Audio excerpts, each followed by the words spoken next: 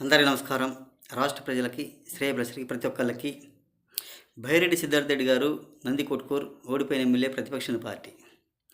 మరి వైసీపీ నాయకులంతా ఇలాగే చెప్తారయ్యా, మీలాగేను ఒక్కసారి ఆలోచించి మాట్లాడండి.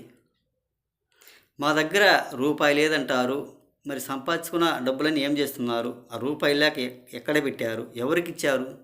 ఒక్కసారి చెప్పండి. 5 సంవత్సరాలు ఎమ్మెల్యేగా చేశారా లేదా? అధికారం ఉన్నారా లేదా? మరి ఆ డబ్బులన్నీ ఏం చేశారు? ఒకసారి రాష్ట్ర ప్రజలకు వివరంగా చెప్పగలరా? చెప్పండి మరి. కానీ డబ్బులు మొత్తం కూడా ఉండేది మీ దగ్గరే, ఎవరి దగ్గర ఉండవు. మీ దగ్గర ఉన్న డబ్బులు ఎవరి దగ్గర ఉండవు. ఒక్కసారి చెప్పండి. అదే మన మాజీ ముఖ్యమంత్రి పర్యులు గౌరవనీయులైన జగన్మోహన్ రెడ్డి గారు కూడా ఆయన కూడా అంతే, అలాగే మాట్లాడతారు.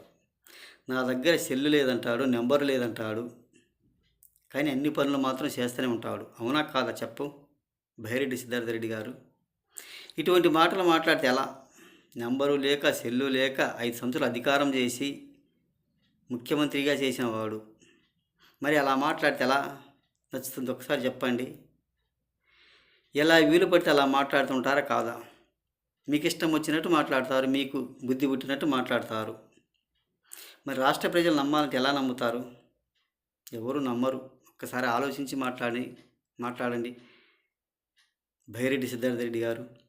ఎలా వీలు పడితే అలాగా డబ్బులు లేనట్టు, పైసా లేదంటారు, ఆయన నెంబరు లేదు, సెల్లు లేదంటారు, మీరు డబ్బులు లేవంటారు. ఎలా పడితే అలా మాట్లాడతారు, ఎందుకని? ఒక్కసారి చెప్పండి అని తెలియజేస్తూ ప్రతి ఒక్కళ్ళకి హృదయపూర్వక ధన్యవాదాలు.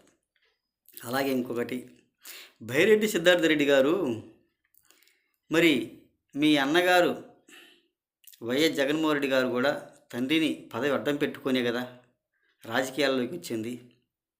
మరి అక్రమంగా సంపాదించుకోలేదా? మరి మీ అన్న జగన్మోహన్ రెడ్డి గారు కూడా తండ్రి పేరు చెప్పుకునే కదా రాజకీయాల్లోకి వచ్చింది, అధికారం చేపట్టింది. ఒక్కసారి ఆలోచించి మాట్లాడండి. జగన్ గారు 16 నెలలు జైల్లో ఎందుకున్నాడు? రాష్ట్రం కోసం ఏమైనా పోరికాడా? రాష్ట్రం ఆదాయం కోసం ఏమైనా పోయాడా? రాష్ట్రం భ్రష్టు పట్టిస్తున్నారు, నేను బాగు చేస్తాను, నాకు అధికారం ఇవ్వండి అన్నీ ఏమన్నా పోయాడా? దేనికోసం పోయాడు? ఒకసారి ఆలోచించి మాట్లాడండి. ఎందుకు పోయి వచ్చాడు? అది రాష్ట్ర ప్రజలకు తెలుసు, అందరికీ తెలుసు. అక్రమంగా ఉన్నాయన్న ఆలోచనతో, అలా సంపాదించుకున్నదాని ఆలోచనతో అలా చేశాడేమో. మరి మీ అన్నకు అసలు డబ్బులంటే ఎంత అవినీతి అంటే అంత అవినీతి. గొడ్డలంటే అసలు తెలియదంటాడు. అదేనా మీరు చేసిన కథ? అదేనా మీరు చేసిన మాటలు? ఒక అధికారం కావాలన్న ఉద్దేశంతో, అధికారం చలాయింపు కావాలన్న ఉద్దేశంతో ఎన్ని అవినీతి పనులు చేశారు, ఎన్ని అక్రమంగా చేశారు ఒకసారి ఆలోచించండి. ఎంతమంది చనిపోయారు? అది రాష్ట్ర ప్రజలకు తెలుసు, పైన భగవంతుడికి తెలుసు అయ్యా.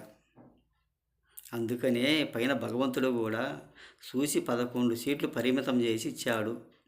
అది రాష్ట్ర ప్రజలకు ప్రతి ఒక్కళ్ళకు తెలుసు కదా. మీకై మీరు అనుకుంటే ప్రయోజనం ఏం లేదు. ఎలా మాట్లాడితే అలా నమ్మరు. మీరు మాట్లాడినా కానీ కొంచెం తెలుసుకోండి అని తెలియజేస్తూ ప్రతి ఒక్కళ్ళకి హృదయపూర్వక ధన్యవాదాలు.